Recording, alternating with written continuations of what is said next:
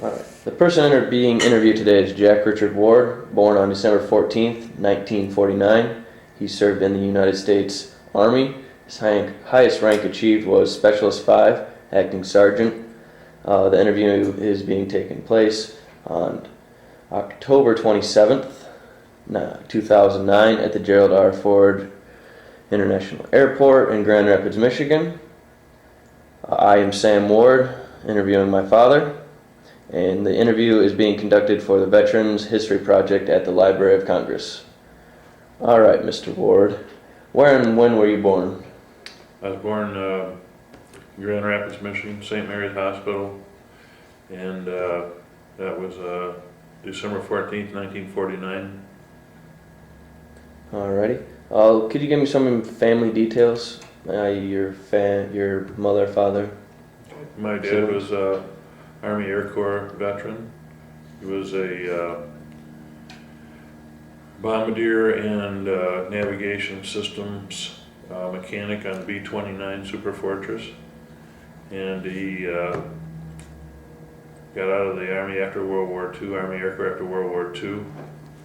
My mother was lived through the war at home and home front, and they're both deceased now. I have one sister, Kathy. She lives in the next town over from Grand Rapids, and she's 5 years younger than me. Alright. What did you do before you entered the service? I graduated from high school in June of '68, and I was an athlete, a three-sport athlete at Kentwood High School, now called East Kentwood High School. And basically I had about a week off after I graduated from high school and volunteered for the draft and left the next day. I think I went around the third week of June to Fort Wayne in Detroit for my combination physical and induction. Did you have any other family members that served in the military? Other than my father, no, just me and my dad. Okay. Now I'm going to ask you a few questions about your early days of service. How did you enter the service? I entered the service by volunteering for the draft, and I was basically going to be drafted or volunteer for the draft, which is considered to be an enlistment. I enlisted for 2 years. I did not know that option was available until I read it in Parade magazine one snowy winter at my home. Okay. Why did you choose the United States Army? It was either going to be the Marine Corps or the Army, and my feeling was I had a better chance to get into aviation and helicopters in the Army than I did the Marine Corps, and that's what I wanted to be into, was some form of aviation. Okay. Could you describe some of your early days of training? Well, it started off really in Grand Rapids. We went to Fort Wayne, which is Fort Wayne, Michigan, Detroit, for the physicals and then inductions. That lasted about 2 days. At the completion of the 2 days, they put us on a bus for an all-night ride to Fort Knox, Kentucky, where I did my basic training. We went to an induction center there for about 2 days, took a bunch of written tests for placement purposes, and then we started up a couple days later in the first day of basic training, which I believe went about 8 weeks. And the company I was in was B-19-3, Bravo 19-3. Did you have any specialized training? In the Army? Yes, sir. Yes, after the completion of basic training, as I was volunteered for the draft, I had no choice in what military occupational specialty that I would go into, as if I had enlisted for 3 years or more. Thus, I was at the whim of the Army to place me based on my test that I took. I fully expected to be put in the infantry and would have been happy with that as well. But due to my testing and the scores I made in the mechanical side of things, they placed me in aircraft and helicopter repair. Okay. How was adapting to military life? It was pretty easy for me. I was used to taking orders from my coaches in football, basketball, and baseball. And I had no money, no car, no nothing, no girlfriend. So it was fairly easy for me to go and start my training, and I really liked my training. A lot of it was classroom, a lot of it was in the field, especially for the crew chief portion of the training and the machine gun training and so on the helicopters. Okay, we're going to switch over to wartime service now. Now, where did you serve? I departed from my home in Grand Rapids in December 12th of 1968 to Chicago via commercial airlines and then to San Francisco. And then from San Francisco via cab to Oakland, California, where I was housed at the Oakland Army Depot. I remember I had bunk beds were 6 or 7 high, and I was on the very top. I thought that was unique. And after about 3 or 4 days in Oakland, we were shipped at night out to Travis Air Force Base in San Francisco area, I believe, and put on an airliner, a commercial airliner, and flown to Hawaii, where we were there for about 2 or 3 hours for refueling and so on. And from Hawaii to Guam, and I believe it was a non-stop flight from Guam into Ben Hoa, Vietnam, which was north of Saigon. Didn't know that at the time, but years later I found out where Ben Hoa really was. So ended up in Ben Hoa. They took us to another base camp. It was, I believe, called the 90th Replacement or 89th Replacement Company. And they housed us there for about a week until they figured out where we were going to go. I remember them coming back and handing my orders to me and saying that eventually I would end up in Pleiku, also known as Rocket City. Well, that made me feel real good. And so I took off from the 90th Replacement Company, and I want to say that was in Long Binh, but I'm not sure. And we got in the back of a cargo plane, Air Force cargo plane, and they flew us to Quy Nhon in Nha Trang, and then eventually over to Pleiku. Remember landing at Pleiku, thinking this is where I was going to be because they had told me Pleiku. Only to find out that I was at the Air Force Base. They had a swimming pool, they had a PX, they had real buildings with construction, very nice. They had paved driveways and sidewalks and grass growing and flowers and everything else, and I thought, oh man, I've got it made. This is where I'm going to be for the rest of my tour of duty. And only to find out when the drill sergeant came up and said, okay, all you Army guys over there, he says, you're going to your camp, which is Camp Holloway, and it's a few miles from here. Well, needless to say, we got in the back of a deuce and a half and drove over some terrible roads for quite a while and got to Camp Holloway, and it was nothing like the Air Force Base at Pleiku, let me tell you. All right, could you tell me about some of the action witnessed or maybe some of your duties away from the front line? I've never run a front line, and there really was no front line. I guess as close as you would say the front line was is when we went out our night defensive positions on the perimeter of our camp, Camp Holloway, and pulled 2 on, 2 off type of duty, guard duty, night defensive positions, depending on what you want to call it. And it was, Vietnam to me was not a scary place during the day, but at night it was a scary place, because that's when the Viet Cong in our area particularly, we didn't have too much dealing with the NVA, mostly Viet Cong.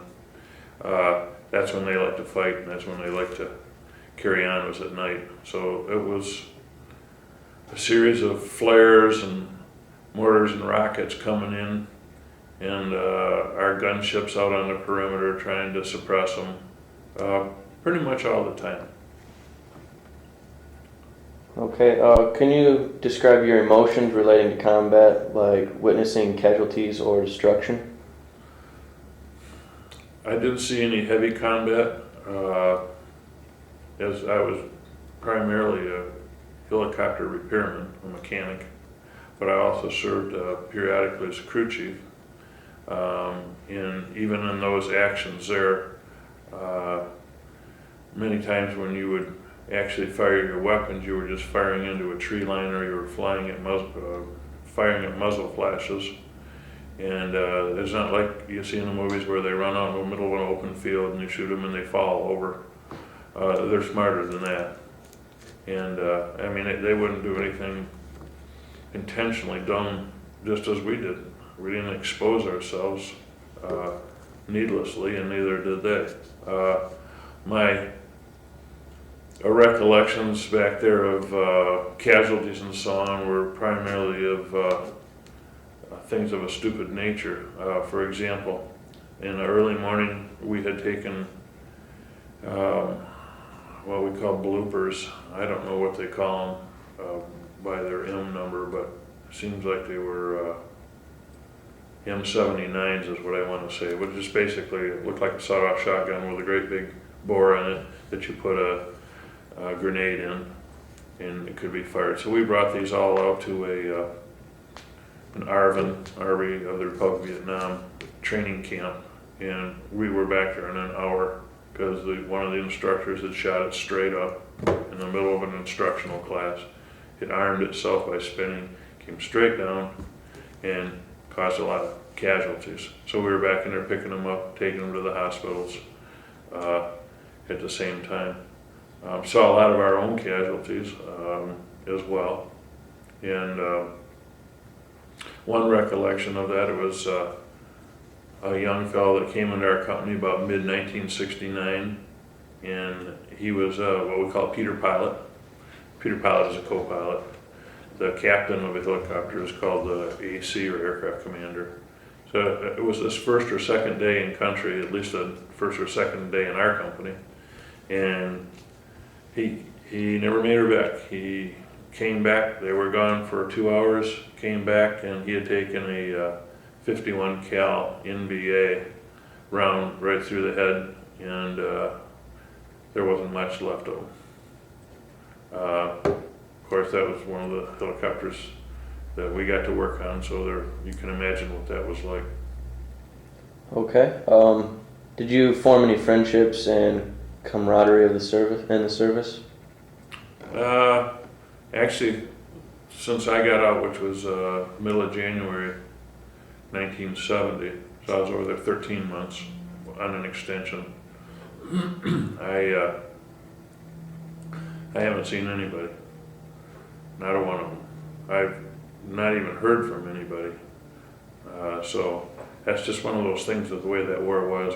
When I went over there, it's not like nowadays where they go over with a group or a battalion or a company like that. You went over by yourself and you came back by yourself. So that just kind of helped me develop independent ways and kind of depend on myself as opposed to a group. But to answer your question, no. Okay. How did you stay in touch with family and friends back home?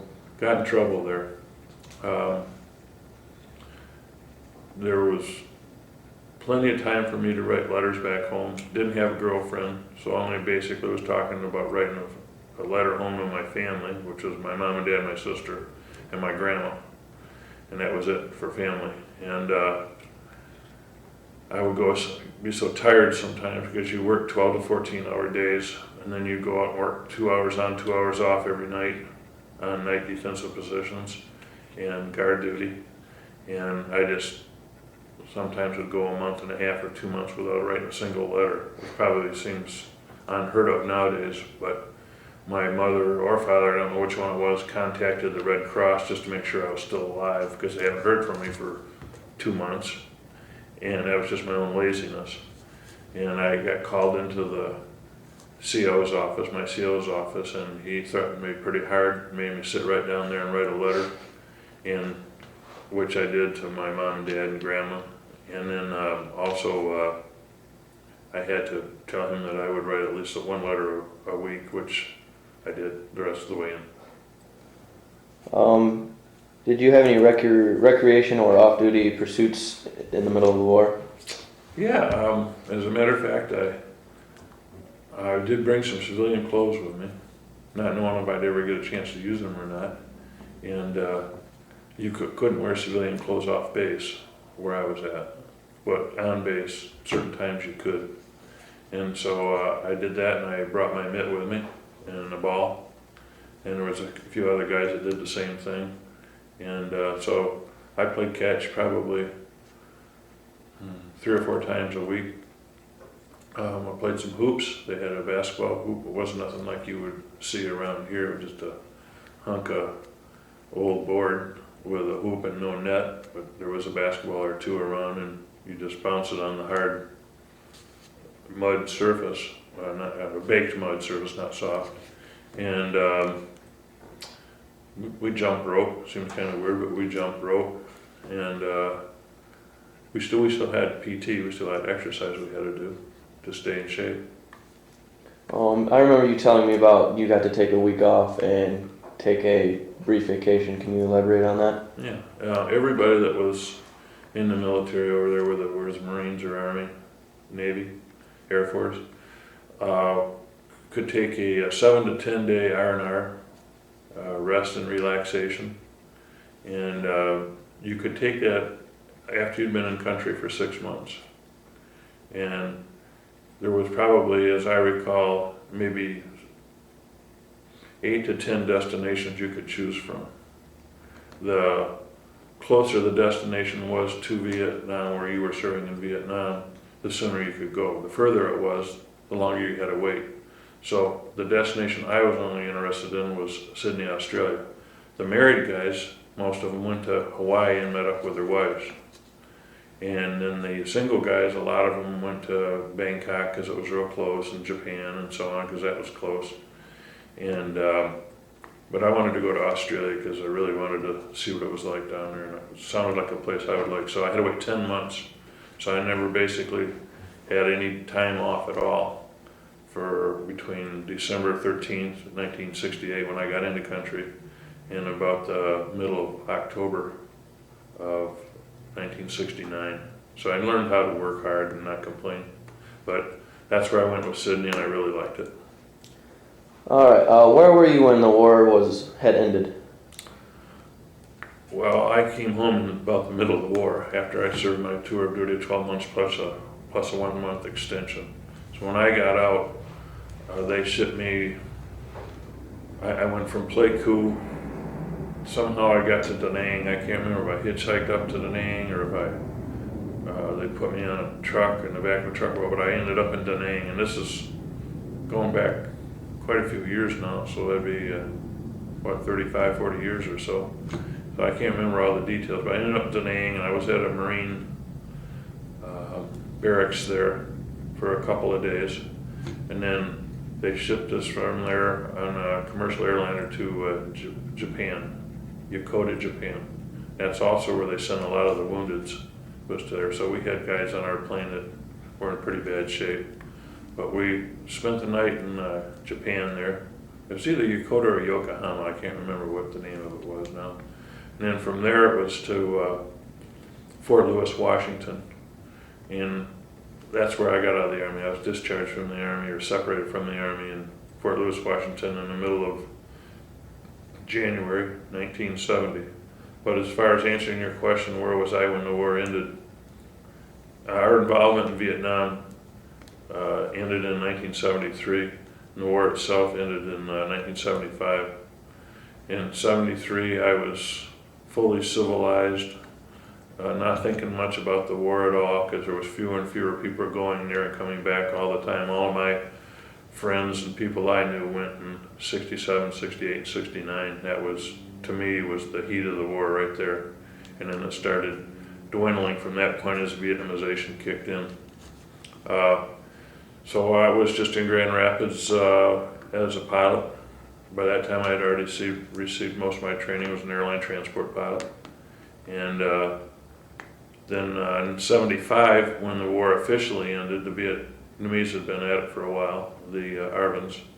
I had bought my first house, had just gotten married, and I was a chief pilot for a Federal Armored Service, flying freight at night. Okay. Driving motorcycles.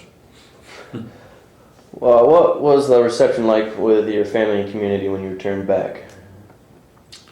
Well, I recall coming back. I made it back from Fort Lewis where I got out in the middle of January to Chicago O'Hare Field, non-stop flight. And I just missed my flight to Grand Rapids from there. So I had to spend the night in the terminal building in Chicago, which was no big deal. I mean, it was so great to be out, so great to be back alive that, I mean, I would have stood on my head for 12 hours there if they told me to. At that time, the only way that you could fly free on the airlines was if you wore your uniform. Now, I think since then they may have changed that around. Maybe it's different today, but back then you couldn't put civilian clothes on and give them an army pass and go for free. It had to be in military uniform. So I get to Chicago, and I don't know if it's still this way now, but at the time the seats were all welded together, so there'd be maybe 10 seats on one side, 10 on the other. So I make it 20 in that little pod, and then you'd have another 20, another 20, another 20. So when I found out I wasn't going to make my flight home, I just sat in one of those chairs all night long, and sometimes you would go from one to the other, you went to the bathroom or whatnot, and every time I would sit in one of these chairs, whether it was on my side or the other side, if there was 3 or 4 people there, within 5 minutes they'd all get up and leave. And I would see myself sitting there all by myself with 19 or so free chairs, and then there'd be another group over there. So I go to the bathroom, get up, sit in a different part of the terminal building, and the same thing would happen again. And it didn't bother me. I mean, like I said, I was so happy to survive the war and be home.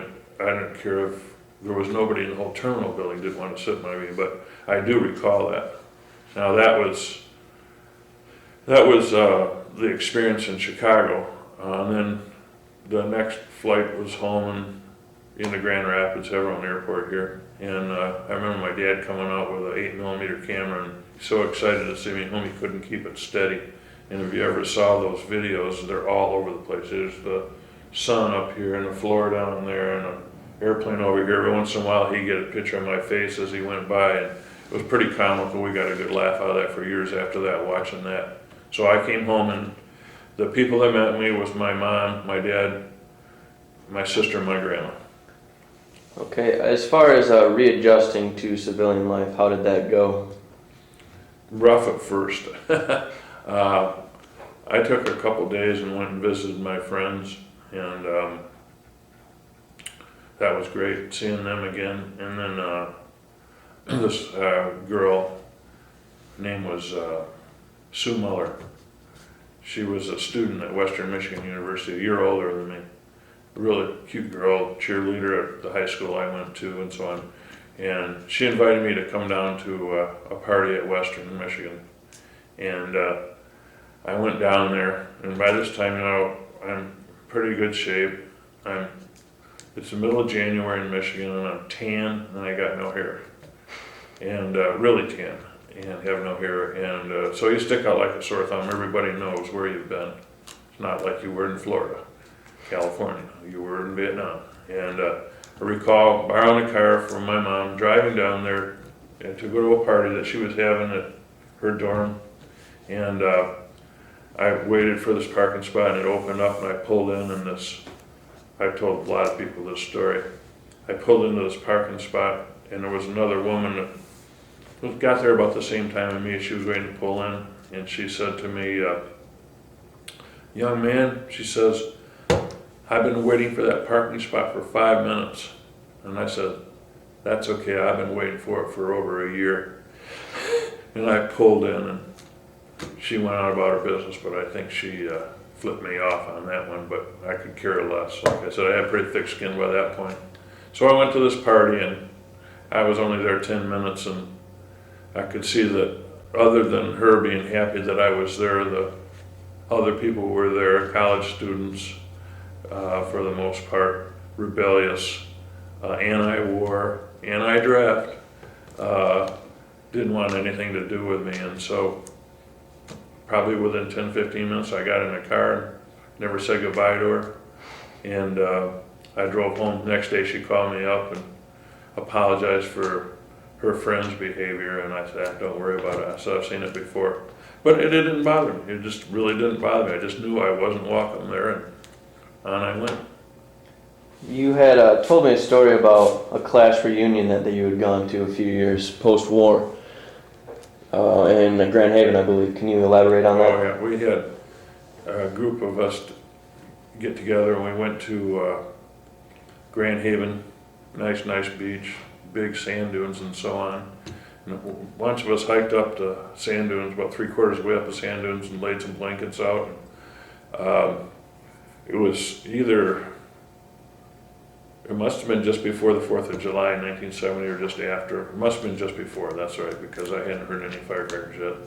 And in these sand dunes, there's a lot of tall grass, and then there's it's not a continuous type of hill. It comes and goes like this. So you have little pockets of areas where people would be, and you wouldn't even know they were there. So we were there, and it started to get dark. And like I told you earlier, nighttime in Vietnam is different than daytime. And so it got dark, and all of a sudden somebody lit off these firecrackers that are all strung together, and they'll go pop, pop, pop, pop, pop, pop, pop, just like a AK-47 would sound to you if you were about that distance away. And it was just over a little swale. I couldn't see anything but the flashing coming out of the area like that, and it kind of freaked me out for a little bit, but you know, we got a good laugh out of it. The guys that were with me, none of them were over there, and they got a big laugh out of me, and I just laughed with them, and that was the end of that. Okay, just some reflections. How did your wartime experience affect your life? I always felt that after that experience that at least that's the worst conditions I'd ever seen before. So in times were hard. I mean, the conditions weren't always the best, but I know a lot of people had it even worse than I did by a long shot. But from my perspective, I've always thought, now I've seen the worst, so anything better than this is going to be no problem whatsoever for me to handle. I'll be able to deal with it. And so consequently, I don't let things get me down. I mean, every once in a while I would get in the dumps, but I just always figure that this is nothing compared to what I've done. Okay, final question. What are some life lessons you learned from your military service? That's a good question. I would say that what I learned was to be self-sufficient. I learned that you have to have an education on the one hand, which you get in school, and you have to have a training on the other hand. Two separate things to me. Education without training is no assurance of anything, and training without education is no assurance of anything. So I think I learned to handle myself, both physically and competitively, mentally, with people that I would be dealing with the rest of my life. Alrighty. Well, thank you very much, Jack Ward, for your time and sharing your experiences with me. Thank you.